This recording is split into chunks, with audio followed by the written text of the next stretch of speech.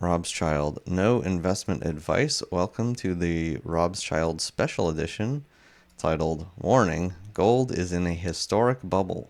Real estate and income ratios confirm it. And this really breaks down into three simple steps. Number one, gold regularly drops in price by 50%.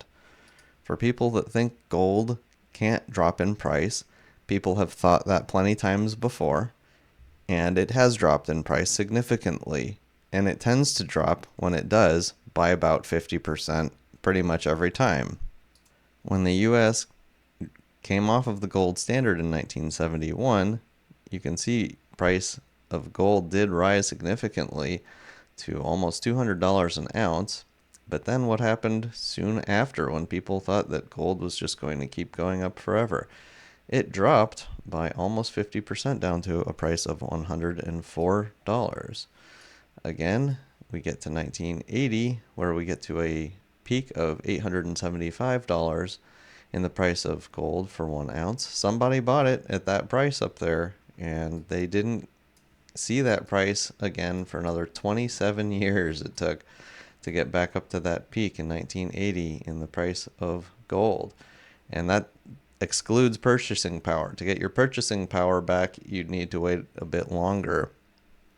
In the meantime, from that height of in the 870 range, we dropped to a low of about around $250, far more than a 50% correction in the price of gold. And once again, we see gold rise in 2011 to almost $2,000 an ounce before dropping around 50% down to $1,000. And then today, here we are at $3,000, thinking, with many people out there saying, oh, it's going to go to 3,500, it's going to go to 7,000, it's going to go to 10,000, to infinity and beyond. So that concludes step one. Gold can and does drop in price by 50% regularly, or even more than 50%. What are the possible ranges of where gold could get to based on trend lines, historic trend lines? And we're going to use a logarithmic chart. A logarithmic chart simply, each tick from the bottom up increases the distance between each tick. So while you have from 200 to only, to 260 between these two ticks, that's only a difference of $60 an ounce at the top. Between two ticks, it's $2,000 between $6,000 and $8,000 an ounce. So it turns the curved exponential curve into a straight line. And from this chart, I just wanted to bring up potential ranges we could be looking at to see where the price of gold may be headed in the near future.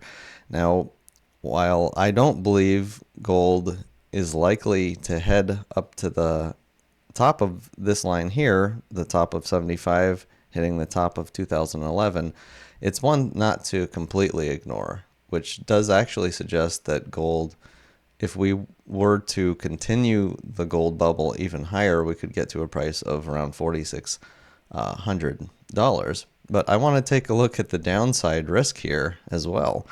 If we take the bottom of 1976 and connect it to the bottom of 2001, if we were to get that down to that trend line in the near future, we would be looking at a price of around $700.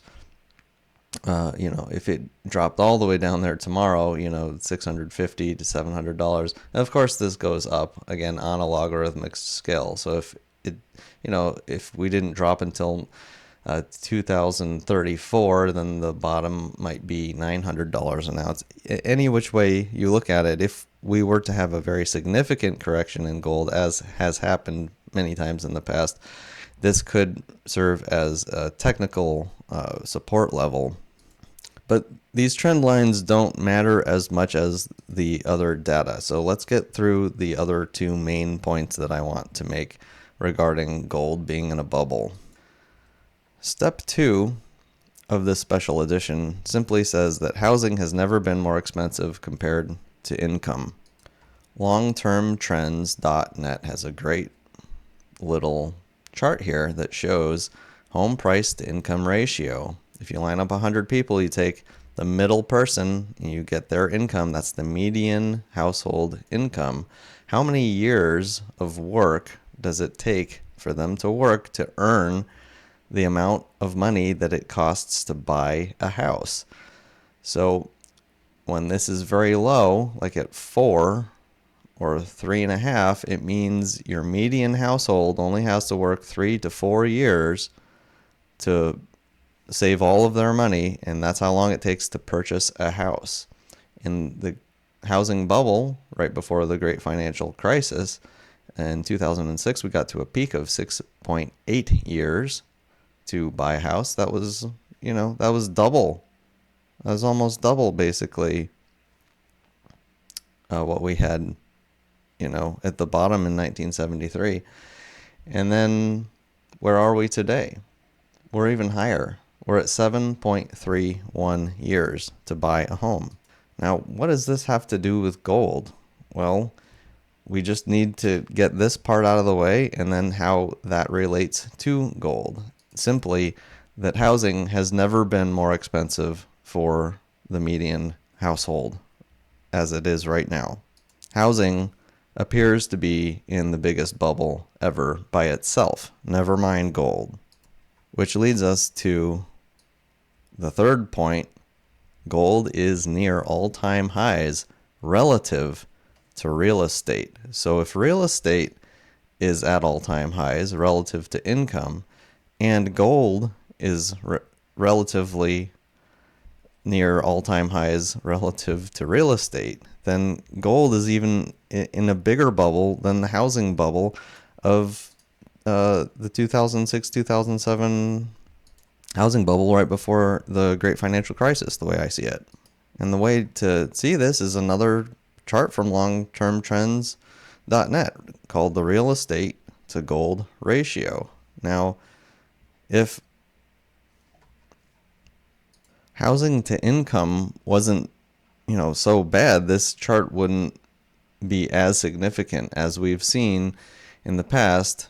The real estate costing only, 135 ounces for a house.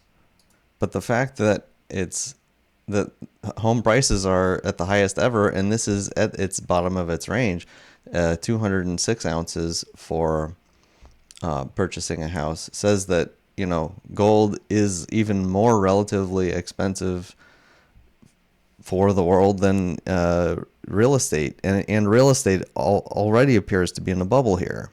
Just to be clear, if you can't see these lines, 200, 400, 600, these are how many ounces does it cost of gold to purchase a house. I recently had a conversation with a random person talking about how there's a historic connection between how much gold it takes to buy a house, and they acted like it was relatively stable. This does not look terribly stable to me, when sometimes, we can have a home cost 770 ounces of gold and then sometimes cost only 139 ounces of gold. And just to be clear, I'm not suggesting that gold can't continue higher in price, because Mr. Market is a crazy guy and he does crazy things very regularly. I think based on these historic trend lines, there is actually a chance in the near future of going to $5,000 an ounce of gold. But it doesn't seem like the kind of risk that I would want to take, considering that the downside is all the way down into the we'll call it $650 to $670 range on gold. So I'm not saying that the bubble can't get bigger. It can get bigger, but I am saying that it is in a historic bubble and that these things confirm it. Again, to review, gold regularly drops in price by 50%. This isn't something that always just goes straight up. That's number one. Number two, housing has never been more expensive compared to income. And number three, gold is near all-time highs relative to real estate, suggesting that gold is in the biggest bubble, perhaps, of everything out there right now. It's often seen as a safe haven asset, but for me, not at this price. I hope you enjoyed this Robschild special edition. Thank you for watching, and see you later. Robschild.